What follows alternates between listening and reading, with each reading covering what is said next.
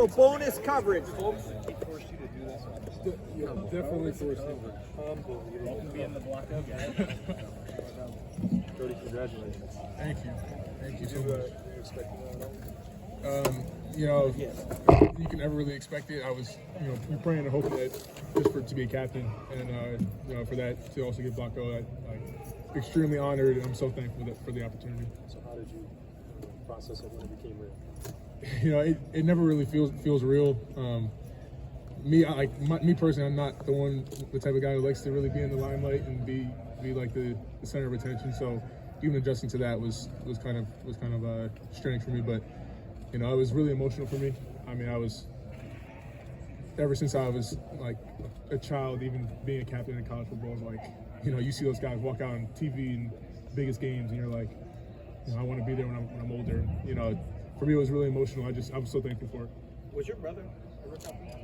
Actually, yeah. I mean, I model so much of what I do around him, and he transferred to Pitt, and in his 2 years there, he became captain there too. So, a lot of what you see here from me is, it's a testament to him because he's led me the entire way. Like everything I've done is, I've been watching him do it. So. That's what the Simons do. They just lead football team.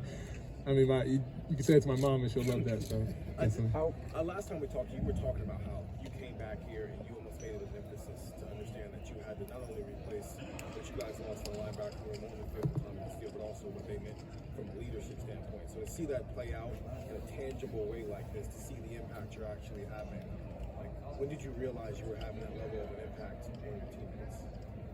I mean, you never really know until it gets to the hard moments, really, and guys can really lean on you and like look to you to lead. And I've been saying that like me as a leader it's never like me just becoming. It's more like I'm taking parts of the guys who've led me. Like Tommy, is probably the best leader I've ever been around. He's tough. Will work through anything. He's vocal, physical. Like guys like that. When you can just take a little bit from them and implement it your own way. I mean, it goes miles.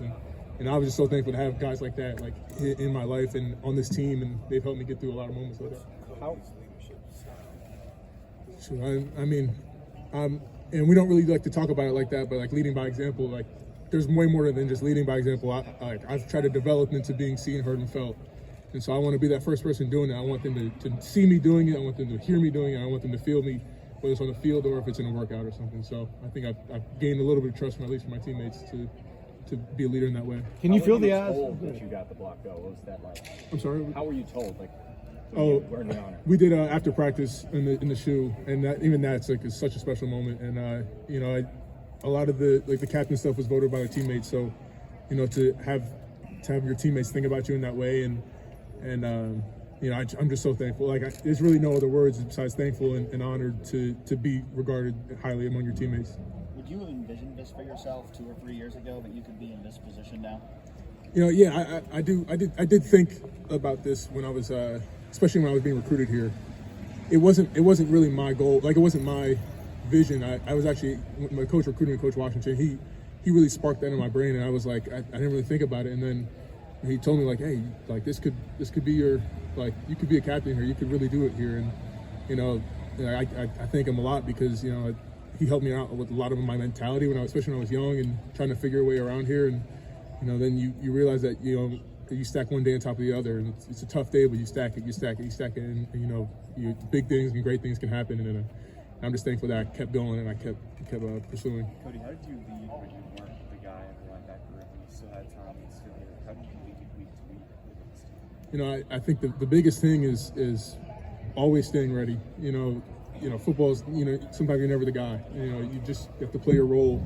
And, I felt like for me it was no matter what happens, I have to prepare like I am that guy, because at any given moment, like Tommy's the toughest guy out there, but, something could happen. And especially like last year, something did happen. So it's like you have to be ready at all times to, step in and do your job at the highest level. And that's what Ohio State's about. Like when your number's called, you make that play.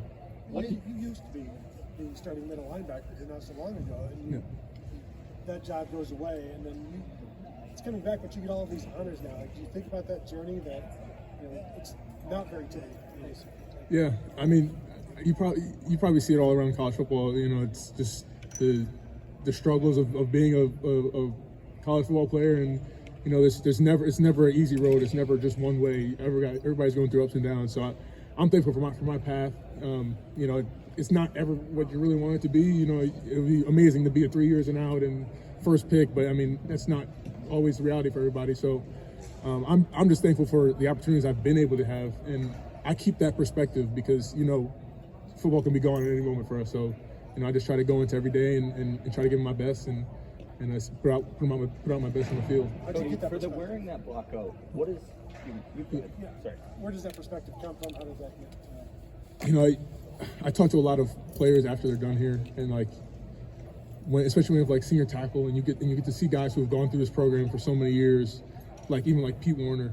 He talks about every rep matters, every single thing you do here matters, and you never you're always gonna you're not gonna take every single moment and cherish it at every moment, but you try to find those moments to really carry hold on to, and I think I've gained a lot of perspective. I try to be a mature guy in our room, and allow the guys to understand this is the best moments of your life.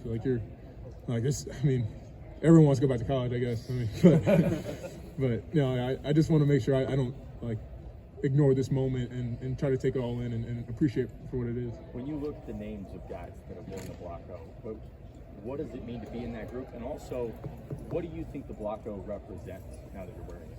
Well, I know for a fact what it represents. It's the banner up there. It's fight.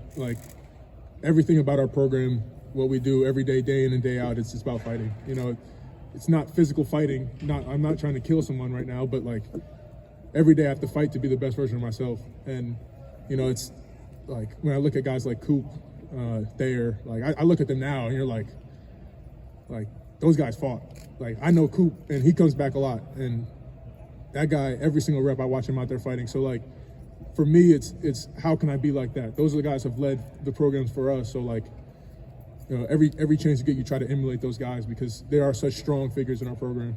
I'm assuming you being a leader of this defense, you're going to be the guy getting the calls in your helmet on the defensive side of the ball. What's it been like getting acclimated to that process? It's definitely interesting. There's going to be a lot of tactics offenses used to try to hurt the defense that way, but it's going to be interesting. I mean, Knowles he's a smart guy. He knows what's coming a lot of the time. So it'll be interesting to see how it works with the 100,000 people in the shoe screaming. I don't really know how it's going to look yet. We've done some crowd noise, but it gets a little crazy even without. How many practices does it take for you to get used to having gym noise in your head? you never get used to it.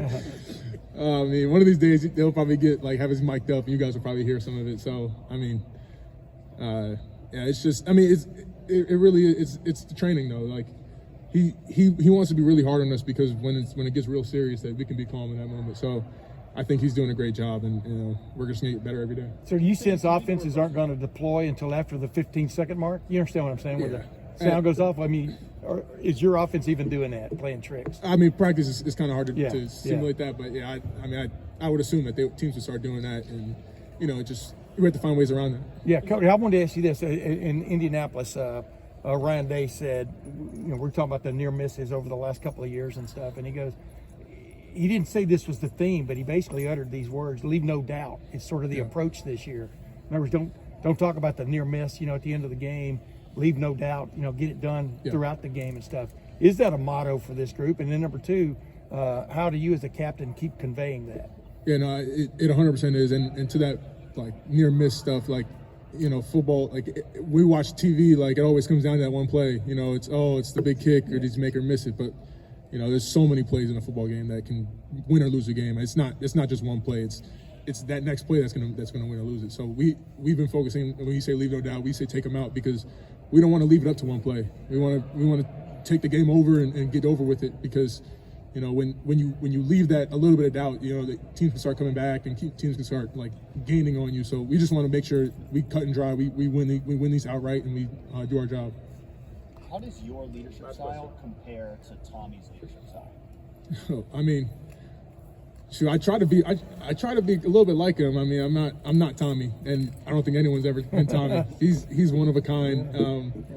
Where he might be a little more brash. I might be a little bit more coachable or coaching. And that's not a knock on Tommy at all. He's probably one of the best leaders I've ever been around, and like that's like my brother. I love Tommy to death, man. And I hope he's doing well at Oakland, right, or Las Vegas, I guess, yeah. And but he's his own type of leader. I'm my own type of leader. I mean, we just try to get the job done and try to have others follow us and get the job and do what we need to do. Right, Cody. Thank you. Thanks, Cody. Thank you.